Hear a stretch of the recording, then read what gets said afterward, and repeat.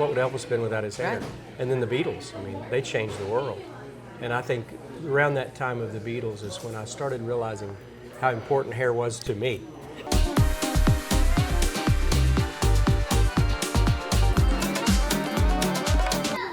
Listening to music and fantasizing about being in a band and all those things, it was like an escapism for me.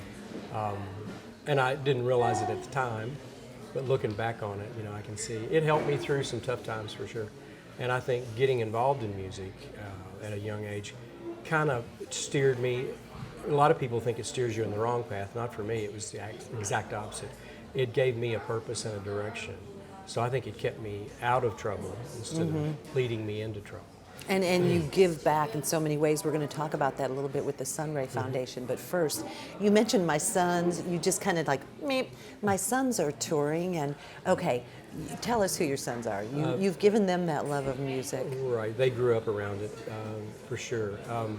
Zach and Alex, my oldest and middle son, are the guitar players in the Josephines. And my youngest son, Luke, is on the road with them as a tech. So they're all in it. Oh, they're loving it. And the Josephines are really, they're finding their way.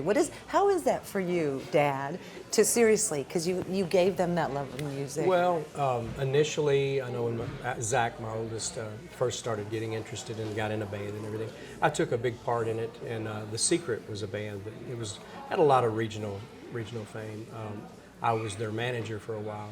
And as time went by and he got older, I realized I needed to back off a little bit. So, I didn't want to be a stage dad or Tough anything. lesson, Dad. It is tough, but it was a good thing because they have to find their own way. Tony Lindsey, thank you so much. Thank you. We're here at Q Emporium. Pretty cool place, huh? It's a great place. Definitely a nice place. You're watching Coffee Near Me, and we want you to keep the conversation going. Who would you like to sit down and have coffee with? Now, I can't wait to ask this question.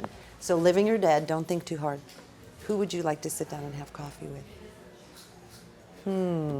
I got the opportunity to meet Paul McCartney a few years ago. And I got to spend 10 or 15 minutes with him. I'd love to spend about an hour with him. Would you like to sing with him? That was what I wanted to do the first time, and of course, it was like, I could barely talk to him, much less sing with him. Well, he's a sir. The Everly Brothers was a big influence on Paul.